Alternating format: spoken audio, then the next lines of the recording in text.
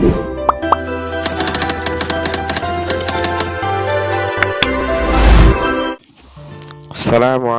warahmatullahi wabarakatuh. Kali ini saya akan menceritakan kisah Abu Nawas yang berjudul Terjebak di Sarang Pemakan Manusia. Selamat menikmati. Saat itu Abu Nawas baru saja pulang dari istana setelah dipanggil baginda. Beliau tak langsung pulang ke rumah, melainkan berjalan-jalan lebih dahulu ke perkampungan orang-orang Badui. Ini memang sudah menjadi kebiasaan Abu Nawas yang suka mempelajari adat istiadat orang Badui. Pada sebuah perkampungan, Abu Nawas sempat melihat sebuah rumah besar yang dari luar terdengar suara bingal seperti kerumunan puluhan orang. Abu Nawas pun tertarik ingin melihat orang-orang yang Badui yang berkumpul di sana. Ternyata rumah besar itu adalah tempat orang Badui jual gulai yang sangat terkenal, yaitu gulai manyus. Tapi Abu Nawas tidak segera masuk ke rumah besar itu karena merasa lelah dan ingin beristirahat. Maka Abu Nawas terus berjalan ke arah pinggiran desa untuk kemudian beristirahat di bawah sebatang pohon rindang. Ia merasa hawa di situ amat sejuk dan segar sehingga tak beberapa lama kemudian mengantuk dan tertidur di bawah pohon tersebut.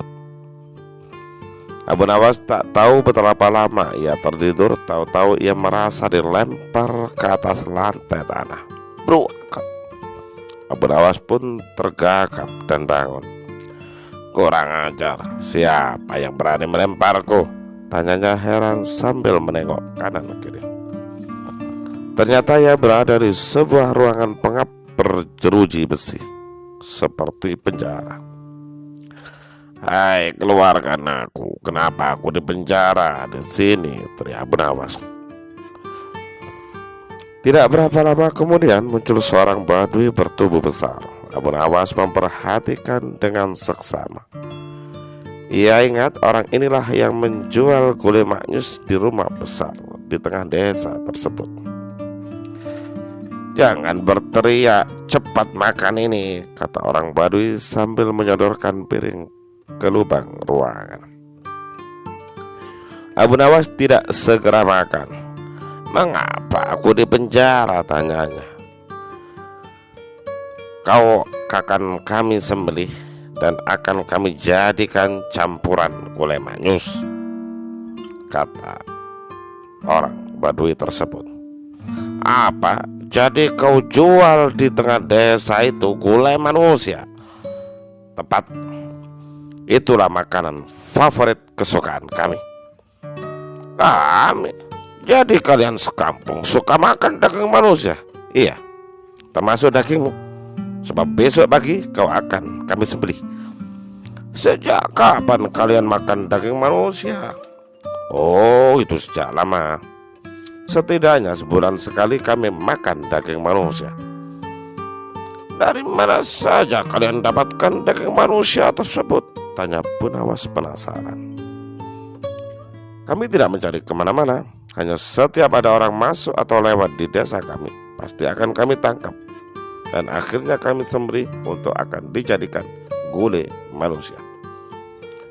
Abu Nawas diam sejenak. Ia berpikir keras bagaimana caranya bisa meloloskan diri dari bahaya maut ini.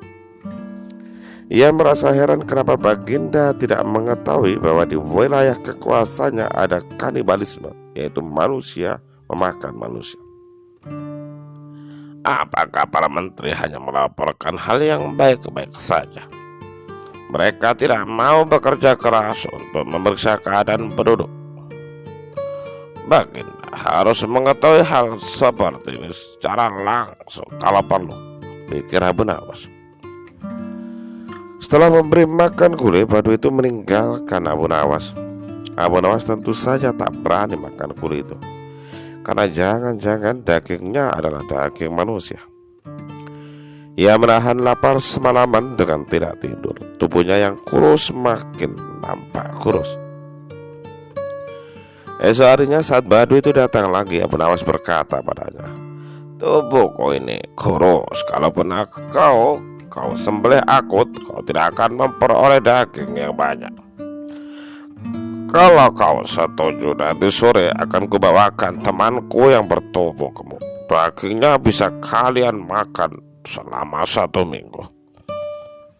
Benarkah yang kau katakan itu, hai orang kurus? Aku tak pernah bohong, jawab Abu Nawas meyakinkan. Orang baru itu diam sejenak. Ia menatap tajam ke arah Abu Nawas. Entah kenapa akhirnya orang Baduy itu mempercayai dan melepaskan Abu Nawas. Abu Nawas langsung pergi ke istana menghadap Baginda Raja. Setelah berbahasa basi, Baginda bertanya kepada Abu Nawas, "Ada apa, Abu Nawas? Kenapa kau datang tanpa kupanggil?" "Ampun tuanku, hamba baru saja pulang dari suatu desa yang unik." "Desa unik? Unik gimana, Abu Nawas?" "Di desa tersebut ada seorang penjual gulai. Wah, enak sekali. Namanya gulai manyus, yang menjadi ciri khas dan sangat lajas di daerah tersebut. Di samping itu, di desa itu benar-benar sejuk dan segar." "Sepertinya tawaran yang sangat menarik, Abu Nawas. Aku ingin berkunjung ke desa itu." "Pengawal, siapkan pasukan." "Ampun tuanku, jangan membawa pengawal. Tuanku harus menyamar jadi orang biasa." "Apa maksudmu, Abu Nawas? Ini demi keselamatan diriku sebagai seorang raja," damprat Baginda Raja. "Ampun tuanku, jika bawa-bawa tentara, maka orang desa akan ketakutan dan tuanku tak akan dapat melihat orang menjual gulai khas itu." "Baiklah, kapan kita berangkat?" kata Baginda mengalah karena tergiur cerita Abu Nawas. "Sekarang juga tuanku, supaya nanti sore kita sudah datang ke perkampungan itu," raya Abu Nawas. Demikianlah Baginda melepas pakaian kebesaran beliau, menyamar sebagai rakyat biasa. Baginda mengikuti Abu Nawas ke perkampungan orang-orang Baduy kanibal. Abu Nawas mengajak Baginda masuk ke rumah besar tempat orang menjual gulai manusia itu. Di sana mereka membeli gulai. Baginda memakan gulai itu dengan begitu lahapnya. "Betul kata Abu Nawas, gulai ini memang lezat," kata Baginda sambil memakan dengan begitu lahapnya. "Kenapa gulaimu tidak engkau makan, Abu Nawas?" tanya Baginda yang merasa aneh melihat Abu Nawas tak ikut makan gulai selezat itu. "Maafkan hamba tuanku, hamba masih kenyang," kata Abu Nawas sambil melirik dan berkedip ke arah penjual gulai. Setelah makan, Baginda diajak ke tempat pohon yang rindang yang hawanya sejuk. "Betul juga katamu, di sini hawanya emang sejuk dan segar. Wah, aku jadi mengantuk sekali, Abu Nawas," kata Baginda Raja sambil menyandarkan tubuhnya ke pohon dan kemudian tertidur. Baginda segera terbangun lagi ketika mendengar suara bentakan keras. Orang gendut, cepat bangun, atau kami sembelih di tempat ini." Ternyata Baduy penjual gulai sudah berada di belakang Baginda dan menghunus pedang sambil diarahkan ke leher Baginda. "Hai, apa-apaan ini?" tanya Baginda kaget bukan kepala. "Jangan banyak cakap, cepat jalan," perintah Baduy tersebut. Baginda segera mengikuti perintah orang Baduy itu dan akhirnya dimasukkan ke dalam penjara. "Hai, mengapa aku dimasukkan dalam penjara?" tanya Baginda tak habis pikir. "Besok kau akan kami sembelih. Dagingmu akan kami cincang untuk campuran gulai manyus yang terkenal lezat itu." Mendengar apa yang dikatakan orang Baduy tersebut, Baginda langsung ingin "Jadi yang aku makan tadi adalah..." "Betul, kau memakan gulai kami, gulai manusia." Mendengar Baduy itu memastikan, Baginda tak mampu lagi menahan rasa jijiknya. dan langsung muntah-muntah. Belum juga Baginda sembuh atas rasa mual yang ia rasakan. Badui itu berkata, "Sekarang tidurlah, berdoalah sebab besok kau akan mati." "Mau apa lagi kau?" tanya Baginda Raja. "Kau akan menyembelihmu besok agar aku jadikan gulih manusia." Tunggu. "Berapa penghasilanmu sehari dari menjual gulih itu?" kata Baginda Raja. 50 dirham. "Memangnya kenapa kau tanya-tanya? Jika cuma segitu, aku bisa memberimu 500 dirham hanya dengan menjual topi." "Kau ingin menipu kami, ya?" tanya Badui tersebut. "Apa kau lihat ada pembohong di wajahku ini? Sudahlah, sekarang berikan aku bahan untuk membuat topi. Besok pagi boleh kau menjual topi itu ke pasar. Hasilnya boleh kau miliki semua." Meski Badui itu seperti ragu, tak lama kemudian ia kembali lagi dengan berbahan-bahan pembuat topi. Esok paginya Baginda menyerahkan sebuah topi yang begitu bagus kepada si Badui. Tak lupa beliau berpesan, "Jualah topi ini pada Menteri Paijo di Istana Baghdad. Dia pasti akan membelinya dengan harga 500 dirham. Percayalah." Karena iming-iming dibeli dengan harga mahal, Badui itu pun segera pergi ke Istana Baghdad. Di sana ia bertemu dengan Menteri Paijo. Menteri Paijo yang sangat terkejut saat melihat orang muda Badui datang ingin menemuinya. "Mau apa kau datang ke sini, hei orang Badui?" tanya Menteri Paijo.